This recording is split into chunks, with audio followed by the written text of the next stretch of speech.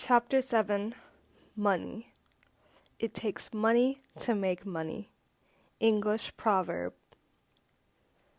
Hassan had a conversation with the ex-head of search engine optimization, SEO, which basically means getting to the top of the search engines, at Zoopla, a UK-based property technology startup that also IPO'd in 2014 and which was started at around the same time as Just Eat in the UK. Like Just Eat, Zoopla had astoundingly fast growth, and SEO was one of their main growth drivers. SEO is a really difficult and time-consuming task. It has an important impact for businesses and an appeal for customers. You get found faster and appear more reputable, and so, understandably, every company wants to be at the top of Google. He revealed the secret to their SEO success. Would you like to know what it was? Acquisitions. That's right, they simply bought out all the companies whose websites were ranking higher than them on Google. They muscled their way to the top of Google with the funding they had raised by buying out the other players. Now isn't that interesting? When we're talking about money, we mean wealth. Wealth is more than just money. It is also any assets that you own. Houses, land, stocks, anything you can sell for money. Ash especially knows that money matters because, as you saw in his story, he has experienced what it's like to have it and what it's like to not have it. It's a completely different world. Here's one thing in particular that he noticed. Rich people often intentionally obscure how easy it is for them to make even more money. And they also know how to pay less than you'd expect in taxes.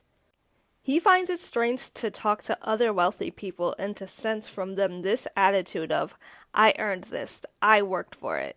But they forget how much easier it is to make money once you already have it. Rich people own assets, which create more money just by sitting there.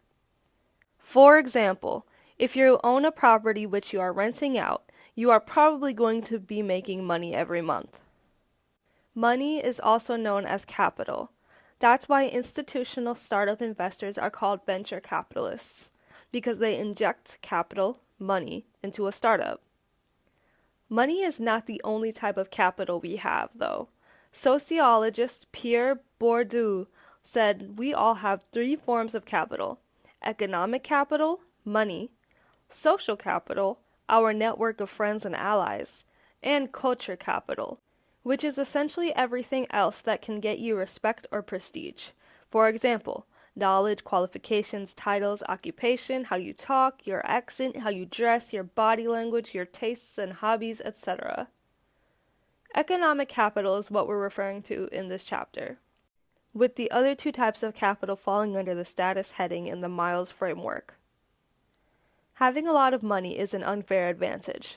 Being able to fund your own startup is an unfair advantage.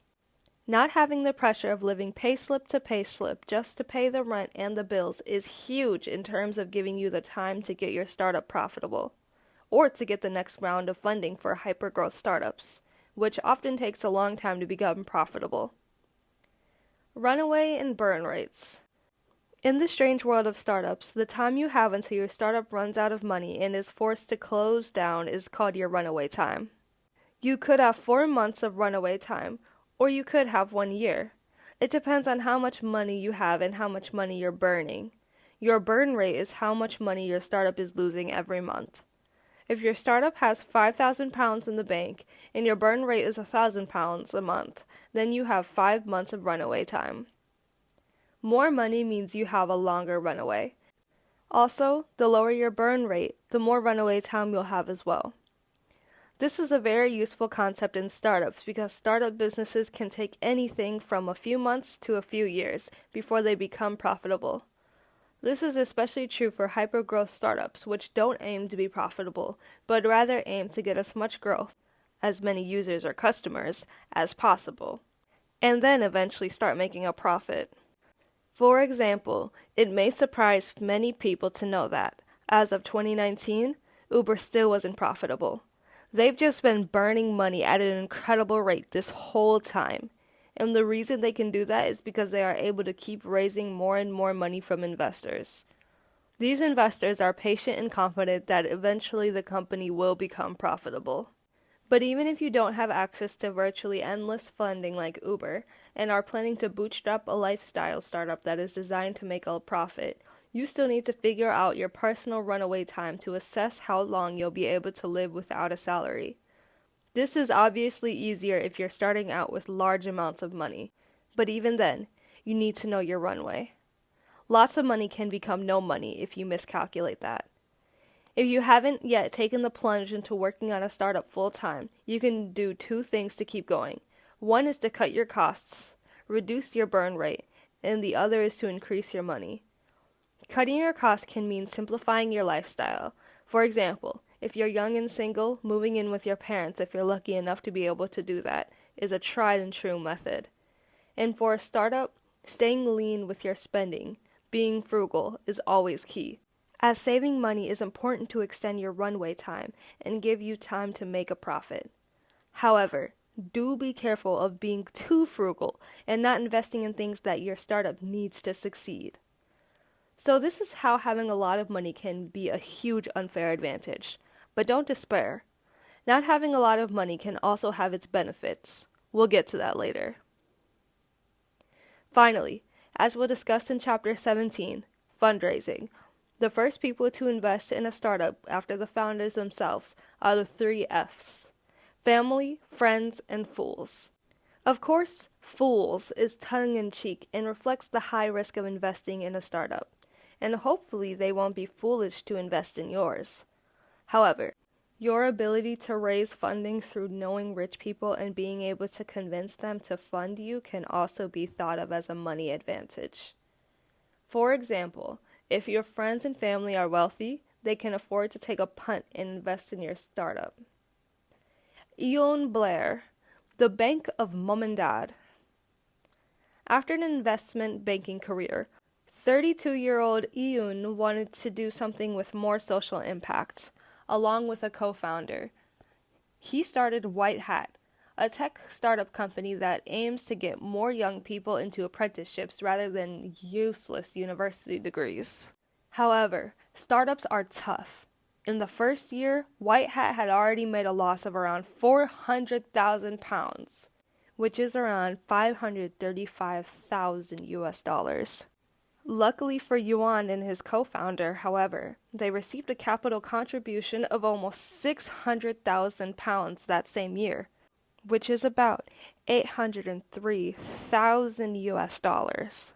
That capital contribution was completely interest-free. Phew, completely saved. So, where did the money come from? The source of the contribution was unnamed. However, Ian Blair didn't have a normal childhood. He grew up in one of the most famous addresses in the world, 10 Downing Street. His father is Tony Blair, former Prime Minister of the UK. Tony Blair was nicknamed Moneybags Blair in the media for the astronomical sums of money he made after first coming out of office.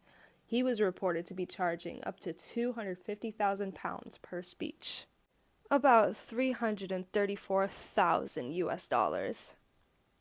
The Blairs have declined to comment on whether they gave White Hat its capital contribution, but the Blair Bank of Mum and Dad have been generous in the past.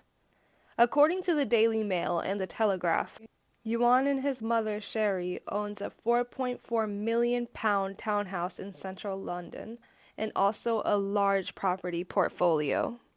That would be about $5.8 million. Are we arguing that it was somehow unethical or wrong for the Blairs to help their son in this way? Not at all. We are arguing, however, that this is a massive unfair advantage. And even if you're not the child of millionaires, having a bank of mom and dad to call upon can give you a huge leg up. Since their initial bailout, White Hat has gone on to secure at least $20 million of funding, according to Crunchbase. So is money all you need to succeed in startups? Absolutely not. Nowhere near. So many multi-million-dollar funded startups have failed spectacularly. Ship, founded to make shipping items globally as easy as 2 taps on a smartphone, raised an enormous $62.1 million in investment. It failed and closed down completely in 2018, laying off all its staff. BP, a used car marketplace startup, raised an eye-watering $149 million, but also failed completely. So money is not the only factor, of course, but it is a big unfair advantage. Jan Koum, co-founder of WhatsApp, had $400,000 in savings from working at Yahoo. Developer jobs can be very lucrative. A young Mark Zuckerberg, with the help of his parents, was able to invest $85,000 in the early days of Facebook. Money as a cushion. Even if I fell, I'd land on a bunch of money. Jay-Z album, American Gangster. Track Success, featuring Nas. Jay-Z is referring to money as a financial cushion. If he fell on it, i.e. if he failed in a venture, he'd still be fine. That's the great thing about wealth. It's a safety net in case anything goes wrong. It's a powerful contingency. That's how privileged entrepreneurs can manage risk. They have a big, fat safety net of money to fall on. They're not going to end up on the streets. They're never going to have to worry about their next meal. However, it doesn't have to be as drastic as becoming homeless and hungry, because if you're really privileged, even your lifestyle doesn't get affected by losing some money in a startup, whereas for your average middle or working class person, it can be more of a hit. That's one of the reasons why it's quite common to see rich kids becoming startup founders. Other indirect factors to do with the education and status also comes into play, as we'll be discussing in the coming chapters. Story from Ash. Recently I did some indoor rock climbing sessions, and one of the first things we learned was how to fall properly from various heights, starting at a few inches above the ground to half our height, to above our height. Falling/failing properly meant we could be able to get up and do it again. Not learning this could mean a catastrophic event, even death, according to the forms we signed off. In the startup world, nobody teaches you how to fail properly, so that you can easily get back up and start again. Some people have the cushion of money, but if you don't have that, then learning how to fail is even more important. We never get to read 7 Secrets of Failure from the graveyard of failed entrepreneurs, pop stars, actors, or writers. We all gravitate towards the successful because we somehow think they have a secret or habit that we don't have and that we need. Usually these very successful people are actually outliers. If we were to plot them on a scatter diagram, it would clearly show how we focus too much on outliers and too little on the reality of those who could help us achieve success, those who are 5 to 10 years ahead of us rather than billionaires. Money as your unfair advantage. Usually you know if you've got money. If you're not sure, go check your bank account now. But of course, you may not be sure if you've got enough money for it to count as a true unfair advantage. A good general rule of thumb is that you need at least 6 to 18 months of runway time if you're going to quit a full-time job and focus on a startup. So, to decide whether money is your particular unfair advantage, ask yourself, do I have that capital in my bank accounts now, whether current, savings, or ISAs? Do I have friends and family who might invest that money up front? Can I save that money doing my current job? If you have the money to start your business and give yourself the runway you need, great. That means money is one of your unfair advantages. If not, what can you do about this? Money can be a factor that's outside of your immediate control. If you don't have rich parents or aunts and uncles, or don't have good credit, for instance, to get a bank loan, what can you do? The main thing to consider if you don't have the unfair advantage of money is to build a business that doesn't have a high startup cost and doesn't need to burn money before it becomes profitable. In other words, get customers paying fast.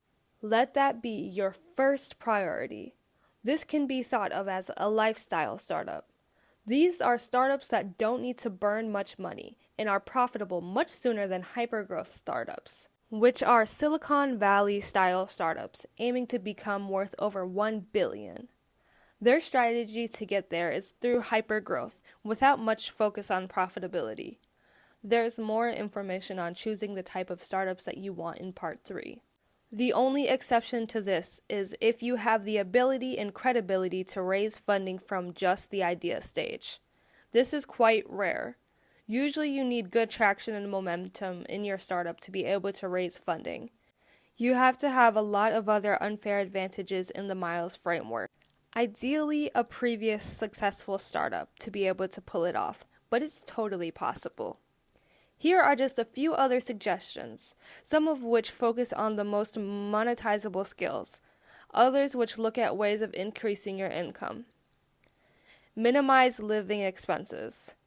We all do this. We buy stuff we don't need. Cut down on this. That stuff probably isn't making you happier, and you might be spending all the money to impress people who don't even care about you. By setting yourself a budget, saving money, and being thriftier, you can extend your runway time and give yourself more time to become profitable or raise funding. Learn marketing and sales. If you study and apply marketing and sales, you will acquire a skill that is perpetually monetizable. There are always plenty of business owners whom you can help get more customers. You'll be creating value and will be recompensated accordingly. This is a business idea that is always valid, and is what Hassan did on a small scale, and what Gary Vaynerchuk is doing on a large scale with his marketing agency VaynerMedia. This is a way to get paying customers fast. You're offering them a service. Even more importantly, you can apply marketing and sales techniques to your own startups to start generating revenue. Raise funding. By learning to pitch and having a good team and idea, a powerful insight into a problem and a strong solution, you can raise funding from investors. This is the least desirable option in some cases, because investors often become like your boss, and they take a big chunk of your business. But for some people, with the right hyper-growth startup idea and the right expertise and status, it's a fantastic way to go. Virtually all the big success stories got there through funding. There is more about funding in part 3. Learn to code. There are plenty of free and affordable books, courses, and information on how to code. Not only does knowing how to code mean you can create your own product for your own startup with very little cost, but coding is very well paid. And you can freelance or get a full-time job doing it. This is a great way to make money to build yourself a runway. Freelance. By learning an in-demand skill, whether that be sales and marketing or coding, as we already mentioned, or anything like UX design, content writing, or social media management, you'll be able to make money in your spare time to supplement your full-time job, or even as a career in and of itself. As you freelance your way to building your capital, your startup will be your side hustle, until one day you can focus full-time on your startup. Poverty and startup entrepreneurship. If you are living in extreme poverty or financial instability, and if you are living with the stress and fear that comes from not being able to meet bill payments, rent, or mortgage, these are definitely not the right circumstances in which to embark upon a startup. The same goes for if you have children and dependents that need you to support.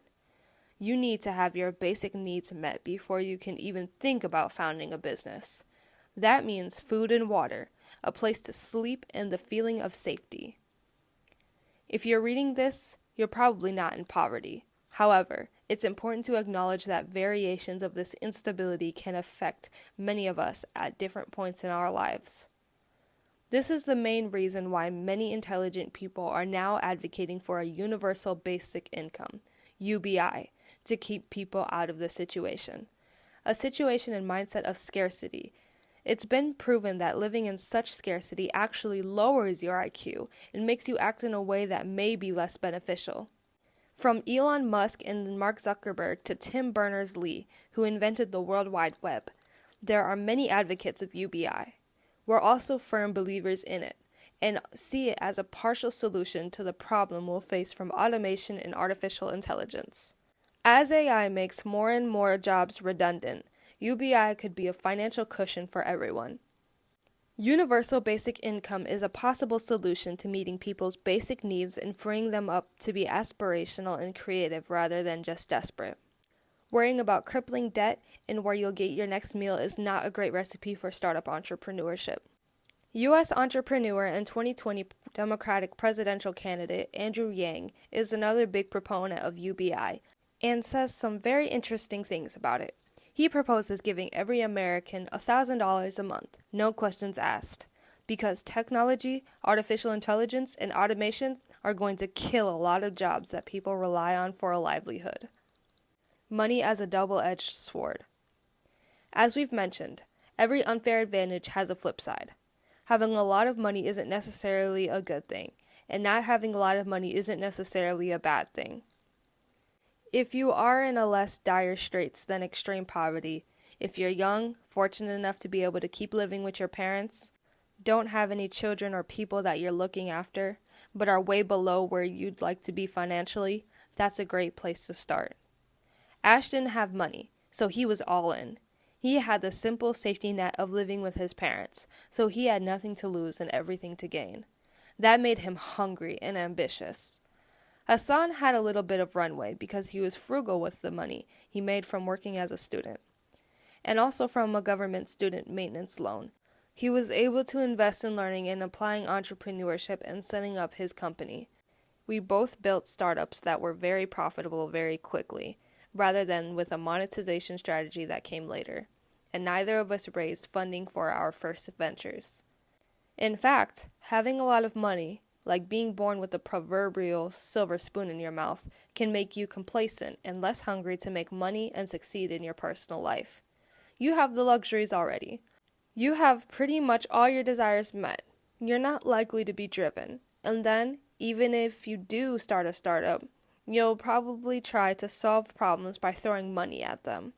For example, you may just start spending thousands a month on marketing from the get-go rather than growth scraping, with innovative and usually time-consuming manual methods. We'll talk about growth scraping in Chapter 16, the business.